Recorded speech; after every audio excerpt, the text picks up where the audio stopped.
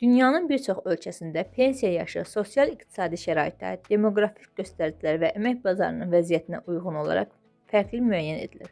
Post-sovet məkanında da bu sahədə müxtəlif yanaşmalar mövcuddur və bəzi dövlətlərdə pensiya yaşı həddi Azərbaycanla müqayisədə daha erkən tətbiq olunur.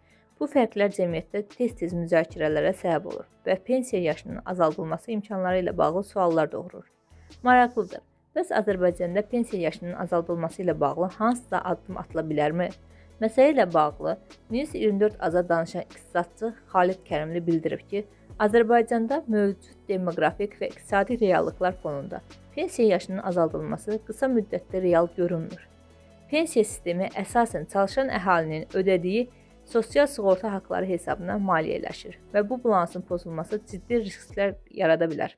Hazırda işləyənlərin sayı ilə pensiya alanların sayı arasında nisbət getdikcə dəyişir. Əmək bazarına daxil olan gənclərin sayı azalır.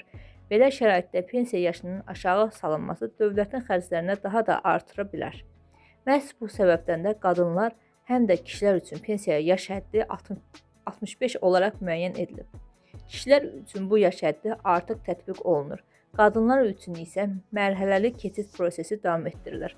Belə ki, bu ilin iyul ayında etibarən qadınların pensiya yaşı daha 6 ay artırılaraq 65 yaşa çatdırılacaq. Ekspert bildirib ki, pensiya yaşının azaldılması yalnız ortalama ömür müddətinin artması, qeyri-rəsmi məşğulluğun azalması və sosial sığorta daxil olmalarının yüklənməsi halında gündəmə gələ bilər. Daha real yanaşma güzəştli kateqoriyaların dairəsinin genişləndirilməsi və ya uzun müddət əmək fəaliyyətli olan şəxslər üçün alternativ mexanizmlərin tətbiqidir. Bir çox ölkələrdə pensiya yaşı formal olaraq aşağı olsa da, faktiki olaraq vətəndaşlar ya daha gənc pensiyaya çıxır.